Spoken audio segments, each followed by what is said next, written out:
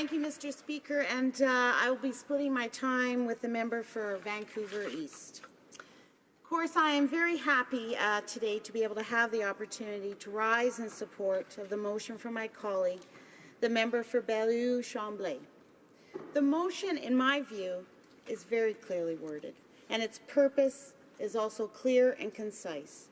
The clauses concerning the Canada Infrastructure Bank's creation should be removed from Bill C-44 Budget Implementation Act 2017 number 1 so that they can be studied as a standalone bill. This is not an unreasonable ask, Mr. Speaker. It's widely acknowledged that the government's proposed infrastructure bank scheme is complex. Canadians and parliamentarians should take the time to study it before it's enacted as part of an omnibus budget bill, which is precisely the type of bill that this government used to decry and condemn as undemocratic. After all, if we are to invest $35 billion into this scheme, we should allot more than a couple hours of study.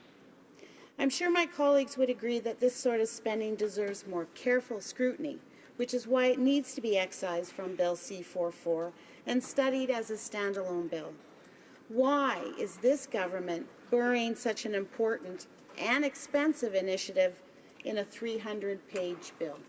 What are they afraid of? A government who has boasted over and over again about its pledges to be open and transparent is afraid to allow any sunlight to fall on its infrastructure bank scheme. Could it be because this scheme will benefit their wealthy friends first and foremost, instead of the citizens of Canada? What are the criteria and governance models that this bank will operate under? Already there are concerns that corporations and private investors have been given unprecedented control over the planning development of this scheme. But where is the consultation with everyday Canadians that Liberals are so fond of? Why won't the Liberals even allow elected members of this House to study this scheme? Are they concerned that their scheme will not pass the smell test? This government promised that investments in infrastructure would benefit Canadians, but it's difficult to see how a scheme that will pad the profits of corporations and wealthy private investors will do that, especially when everyday Canadians will be paying the price through new tolls and user fees, with nothing to show for it in the long run. This is the oldest trick in the book, Mr. Speaker, and we all know how it ends. Governments give sweetheart deals to corporations for infrastructure projects. The people pay through the noses, corporations make profits, and then dump the crumbling infrastructure back on the public. It's not a scenario that benefits taxpayers. Mr. Speaker, how can Canadians be sure that decisions made by this bank will indeed be in the best interests of the taxpayers? Will corporate profits always trump public good, or just sometimes? Either way, it's not acceptable, Mr. Speaker, to push this through without consultation, without study, and without the disinfectant of sunlight on this scheme that seems to have been concocted between the government and a few of their wealthy friends. It's just the latest example of the arrogance of this government. Just trust us. We know best. Well, it's passing strange that the consultation that the government loves to trot out as a delaying tactic whenever convenient is so conspicuously missing here. When it comes to pay equity for half of our population, the Liberals conveniently kick the can for a couple of years, citing the need for consultation, even though pay equity is a human right and has been studied to death. And after ragging the puck on electoral reform for months, the Liberals insisted on consultations in many forms, town halls in each riding, postcards, and even a famously incoherent and universally ridiculed online questionnaire, only to abruptly pull the plug on their promise to make 2015 the last election under first past the post. But when there's an opportunity to help their wealthy friends get even richer off the backs of Canadians, it's suddenly inconvenient to have consultations. It must be just a coincidence, Mr. Speaker. If Liberals think they have a case to move forward, they shouldn't be afraid to pull the plug, just like they did on electoral reform. They should pull the infrastructure bank scheme out of the omnibus budget bill so it can be studied properly. If they have acted, as they've claimed, in the best interest of Canadians, then they shouldn't be afraid of scrutiny, and their scheme should be able to stand or fall on its own merits. This unseemly haste does not bode well for Canadians. If elected representatives cannot be allowed to properly study this costly scheme, one must ask again, what is the government hiding and what are they afraid of? Mr. Speaker, public infrastructure should serve the interests of Canadians, and privatizing investment in public infrastructure is not just a bad business decision for taxpayers of Canada, it represents a blatant conflict of interest. And we don't have to look very far to find examples of boondoggles that have cost taxpayers dearly. In my home province of Saskatchewan, I can point to a couple of infamous examples. The Regina bypass portion of the Trans-Canada Highway was contracted to a foreign company that had been accused of unfair labour practices, and the cost of this project has ballooned from $400 million to $2 billion. And what about the sketchy land deal known as the Global Transportation Hub scandal? Particularly the revelations, reported that the land was purchased by the GTH, should have been bought years earlier, could have been bought, years earlier for a tenth of the cost. As a result, the Sask Party's GTH scandal, two businessmen who also happened to be Sask Party supporters took $11 million of profit out of the pockets of Saskatchewan taxpayers. And now the Sask Party government has unilaterally killed the Saskatchewan Transportation Company, STC, because they think that a private operator will be able to take it over. Well, yes, a private operator would be only too happy to buy STC's assets in a fire sale, then only offer service on routes that would be profitable. What happens to the less profitable routes to serve Canadians in remote communities who have no other means of transportation to get cancer treatments?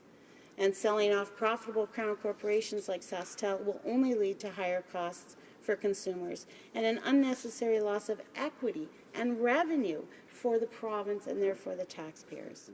And I really don't care which party you belong to, stories like these should make your skin crawl. In the last 30 years, there have been many failed experiments that have exploded the myth that private business could deliver essential public services and infrastructure at less cost and with better results than the public sector. Canadians pay taxes for the common good. That includes public services and that includes public infrastructure.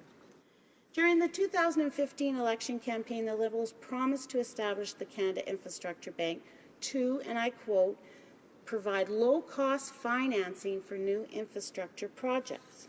But in 2016, they subsequently announced that the bank would be financed largely by private sector investors. And I'm pretty sure private sector investors are not known for their pro bono work. Projects financed by the Infrastructure Bank will have to generate revenues that will pay significant returns to investors, resulting in user fees, tolls, and of course, new costs to be assumed by Canadians across the country. What the Liberals are proposing is nothing short of privatization of infrastructure, of our infrastructure. This privatization will benefit their friends, wealthy investors. It will not help middle-class Canadians. And middle-class Canadians is who this government keeps saying they are trying to help. All Canadians should ask this question.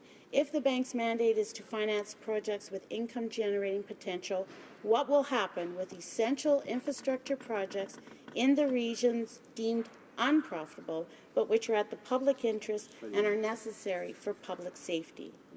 Based on the Liberal plan, the bank will have great autonomy in choosing which infrastructure projects are financed.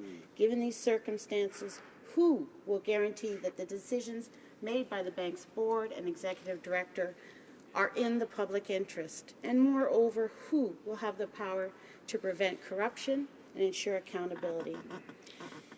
In fact, we're learning through the news media that there is an internal federal report that warns of a wide range of potential problems with the proposed Canada Infrastructure Bank, including that it will duplicate the work of provinces, slow down projects, and add new layers of bureaucracy and expose Ottawa to public relations disasters and embarrassment. If the government is so convinced that their infrastructure bank scheme is in the best interest of Canadians, then they should have no objection at all to severing it from the omnibus budget bill, having it scrutinized by parliamentarians and Canadians. After all, what do they have to hide? Thank you, Mr. Speaker. Questions and comments? Questions et commentaires? L'honorable Secretary Parliament. The Honourable Parliamentary Secretary to the Minister of Infrastructure.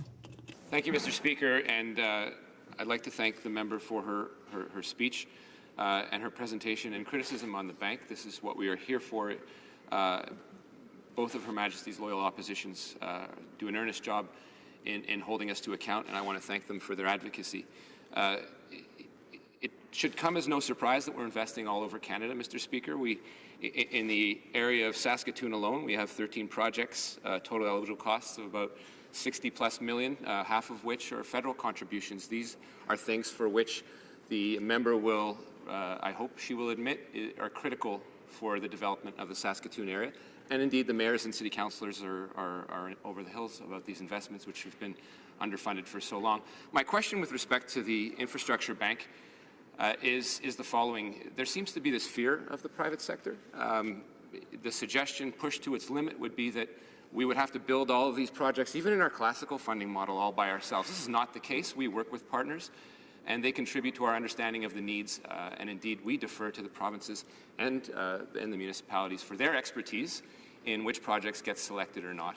My question then to the member is, has she read the legislation? It took me half an hour. It is not buried anywhere in any omnibus bill. It's an easy read. I'm glad to sit down and work with her. But to truly understand the functioning of the bank, it's worth that half-hour sit-down, Mr. Speaker. My question to the member is, has she read the legislation? Thank you. The honourable member for Saskatoon West. Well, thank you, Mr. Speaker, and I thank my honourable colleague for his comment and his question. And, of course, my community of Saskatoon and my riding of Saskatoon West is pleased to get the investment they've received. I also did meet with my counterparts and my colleagues and friends within City Council to talk about what they thought about a infrastructure bank. Now, you need to know that the province of Saskatchewan has only 1 million people. The two largest cities are a population of 200,000. And although the city of Saskatoon in particular has a very long list, as we all know, most municipalities have not been able to keep pace with the infrastructure needs of their communities. It's a very long list of things that need to happen in my community.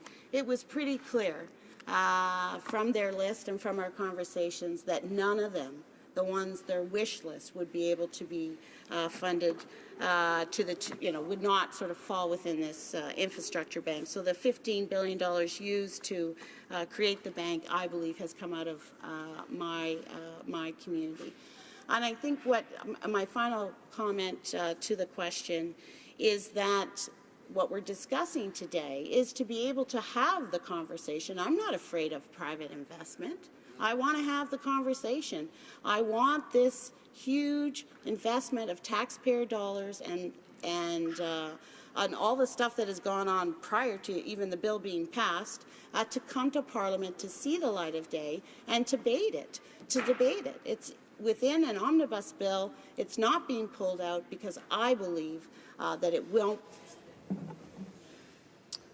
Questions and comments? Questions et commentaires? The honourable member for Edmonton Riverbend. Thank you, Mr. Speaker. It's interesting to hear the Liberals on the other side of the House say that city councillors and other members of municipalities are over the hills excited about this infrastructure bank. I know it was originally discussed that it could potentially come to a place like Calgary. The mayor there, I wouldn't describe him as being over the hills excited these days about the decision to locate it in a place like Toronto. However, to my colleague, my NDP colleague, is she hearing similar things that I'm hearing, that a bunch of the infrastructure announcements are being made? There are lots of flashy lights, lots of members of Parliament on the Liberal side are there standing excited to make the announcement. However, none of it's, a lot of it's not funded until years 2022, 2023. We heard the infrastructure minister here and say that everyone's excited about these infrastructure projects, but yet there's no shovels in the ground. I wonder if that's similar in her city in Saskatoon. Honourable member for Saskatoon West. Well, I want to thank my honourable colleague for his question. And for sure, I had concerns, and folks in my riding have concerns about so much of the money being back-ended, not only for what we traditionally view as sort of public infrastructure, but also for the many social programs, things like daycare and public housing. Although they're sort of kind of bunched in around social infrastructure and public infrastructure, we know that many of those programs are not going to be funded to the levels the Liberals promised during the election until after the next election. And I find that very, very disappointing. And I think if you knew the folks in my riding, we really need those basic social infrastructures, and we can't wait until the next election. And the Liberals promised that it would happen to the people in my riding during this term. Thank you, Mr. Speaker. Resuming debate, the honourable